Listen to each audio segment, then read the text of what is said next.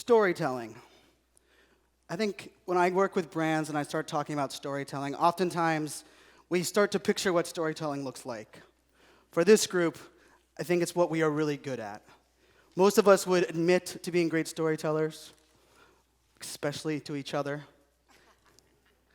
And ultimately, what we've mastered is the art of conveying our passion, sharing who we are, discussing and ultimately allowing people to come with us on a journey.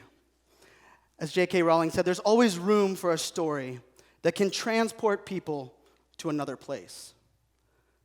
Now, as we've listened to the future of storytelling or the future of speaking, oftentimes we picture virtual reality, augmented reality, a new world, this digital world that is disrupting every single industry we could ever imagine. Now, if you don't believe me, simply rewind to what Mike talked about yesterday. We are in a constant state of change. The rate of change today is something that we've never seen before.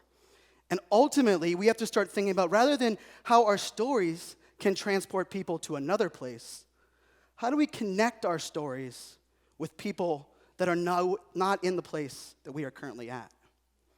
It might be through virtual reality. It might be the idea where we're able to bring someone inside. The idea that I'm working with a brand right now that is trying to erase childhood trafficking. And one of the things that's most exciting or most interesting about this is you can actually bring someone on the journey and feel what it means to be in a crate or travel the journey where children are getting smuggled in and out of the country.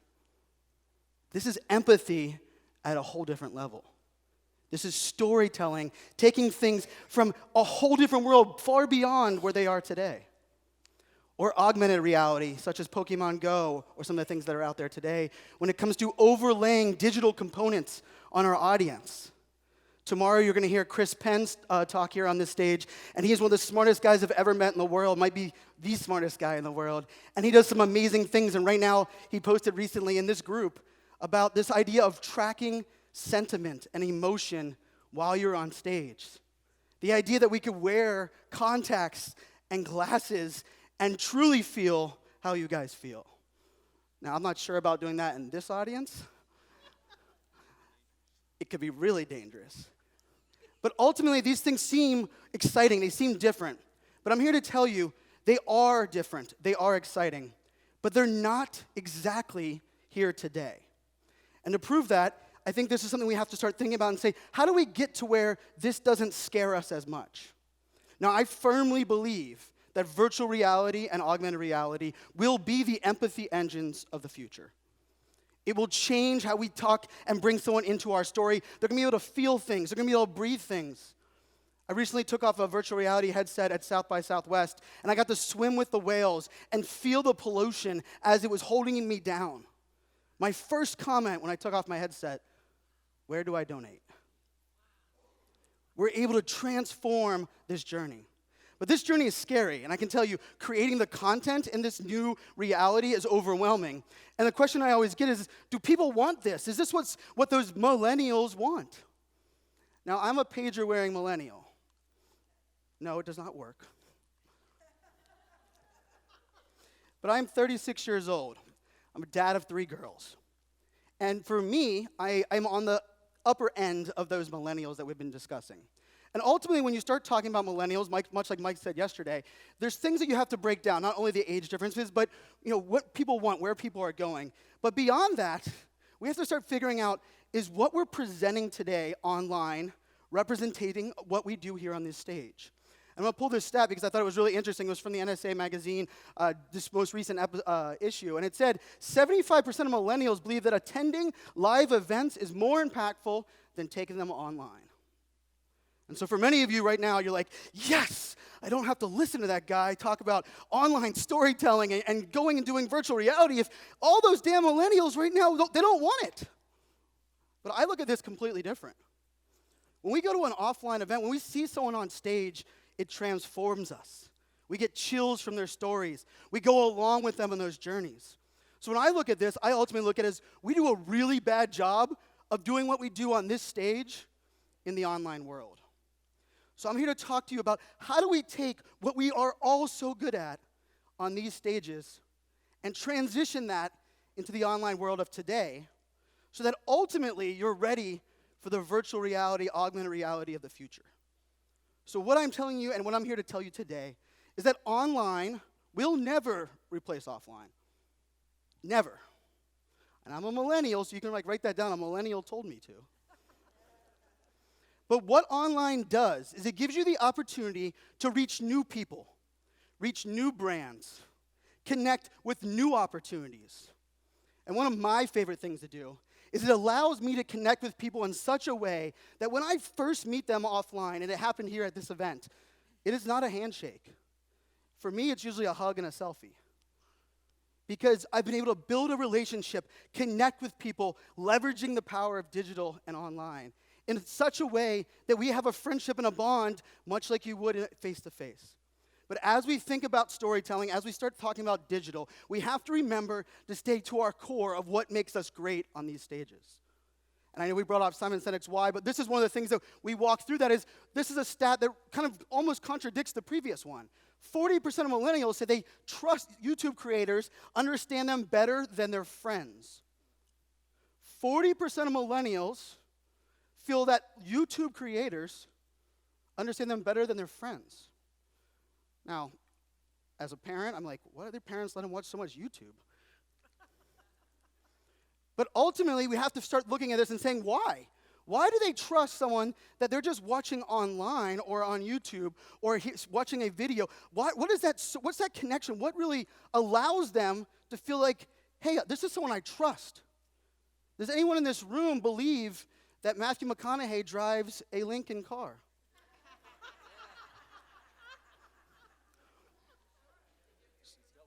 So would you test drive a car based on Matthew McConaughey advice?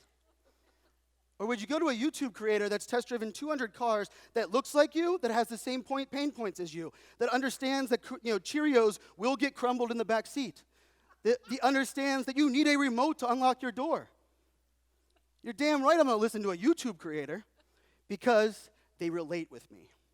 And relatability is the secret for online success. And for us, it should be no different than what we do up here on the stage. I got to speak just a week and a half ago, and of course, I'm the backwards hat guy that Jay Bear talked about yesterday. And a couple weeks ago, I got to speak in a 3-day period at the Training Learning Development Conference, the Paintball Distributor Event Conference, and then the U.S. Sailing Leadership Forum. That's a pretty interesting, diverse crowd, right? And for me, I was the outside guy. I don't sail. I played paintball when I was in high school. And training and learning development outside of my purview. But ultimately, what my goal was to figure out what of my stories, what are things that I do really well that I can relate with this audience. That's what we all do when we reach that new crowd or someone that we're like, I don't have to do exactly what you do. I have to relate my examples, my stories to who you are, the pain points that you have. The interesting thing about this is common sense. Everyone here is like, okay, Brian, I get that.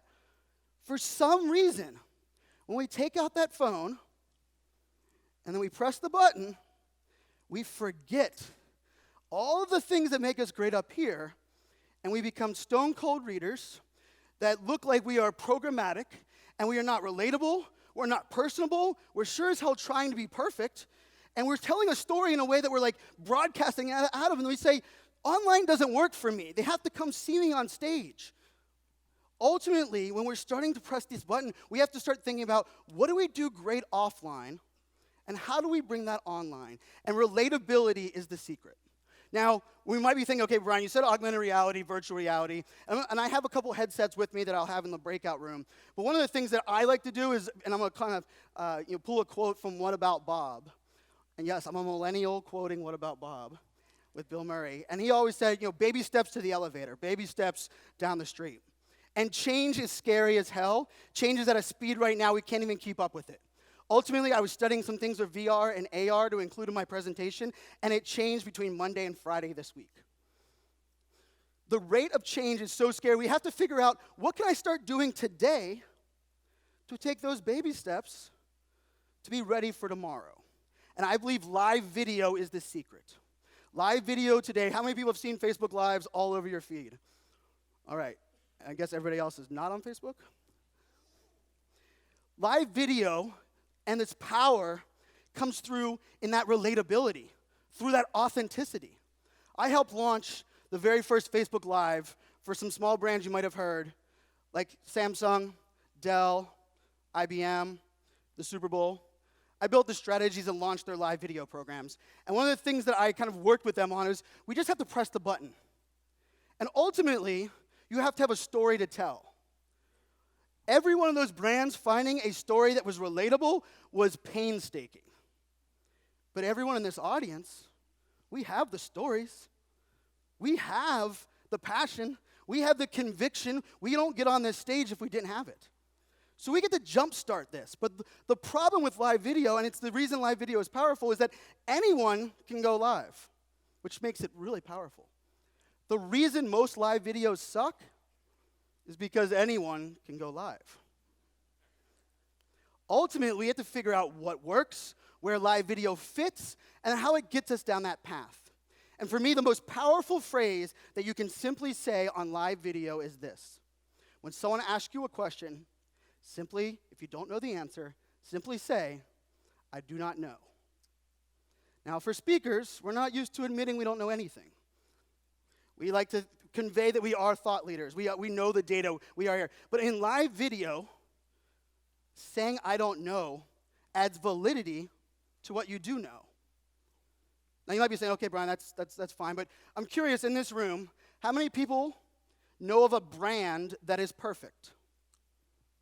Okay, let's put the brand aside. How many people know of a fellow speaker that is perfect? Sometimes I get Mother Teresa thrown out there, but I don't think she would count either. We don't believe any brand, any human is perfect. Yet for some reason, when we pull out that phone, we want perfect lighting. We want the perfect story. And I can probably guess for many of you, you've thought about using video. You've thought about this, taking this out and doing it. But then you let things like, well, maybe my makeup's not perfect today. Or, you know what, I have a conference call in an hour and a half. And if I got really rolling and I was doing this like amazing video, it would go too long. I'd miss my conference call. So I'll just do video another day. Ultimately, what we have to get over is this need for perfection, but also this need and understanding of the power of something like live video. And this is a great, perfect example because the reason online is amazing is because you have the ability to connect with the world. I believe I'm raising my daughters today in the greatest time in history.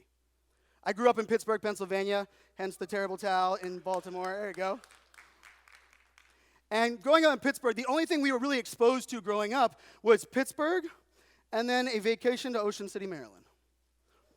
And our exposure to the world was Pittsburgh, a bunch of Yinzers, and Ocean City, Maryland. Today, my daughter can Skype with one of my partners that's in Australia as she explains what Vegemite is. The ability to be not limited by where we live, who we are, what we know, and even our resume or background, and connect with people that think like us, that look like us, that want to hear our message is amazing. And that power is resonating in the example that we're getting 6 times more engagement on a live video than a regular video. And remember, when I'm talking about video, video as a whole is powerful. Live video adds a component of relatability. It adds a component of connection. And it allows us to truly let our story come through, which then gets us on that path to virtual reality and augmented reality. Now, one of the reasons I said I don't know is so powerful when you're living in this live video space is that it allows you to be vulnerable. It allows you to share your stories. I was diagnosed ADHD at 31 years old. It changed my life. I'm currently medicated on Adderall, and I couldn't have been happier. I've read more books in the last 5 years than I've read in my first 31 years. It has truly transformed my life. When I found out that was something that was going to help me, I couldn't figure out why. How did I not know this my entire life? My mom, when I was 9 years old, was told by the doctor, your son has ADHD. We should medicate him. At the time, it was looked upon as if you're a bad parent if you have to medicate your child. My mom never told me. She never medicated me at 9 years old. And at the time, it was probably the right decision. She went and kind of sat in a different world. But for me, finding out these years later, I now have this amazing opportunity to share stories and inspire others. So as we're looking at this new world that is out there for us to live, I want you to walk through these three things. And this is what I'm going to help you do in the workshop. I'm going to help you to answer these three questions. How do I convey my why in the digital world? How do I stand out from the noise? Probably one of the harder decisions that we have to do. And then ultimately, where do I start? And I only have 2 rules. It's the same 2 rules I have for every client, for everyone I work with when I'm building out strategies. And these are the 2 rules. Come to my section if you are okay with admitting that perfection is a fairy tale and control is an illusion. I truly do believe if you are able to change your mindset, you're able to embrace the unknown, take a journey with me and share your story, because your story is powerful, that I'm going to inspire you to press the damn button. And ultimately, that is where we start connecting our online worlds and our offline, and together, we change the world. My name is Brian Fanzo. Thank you.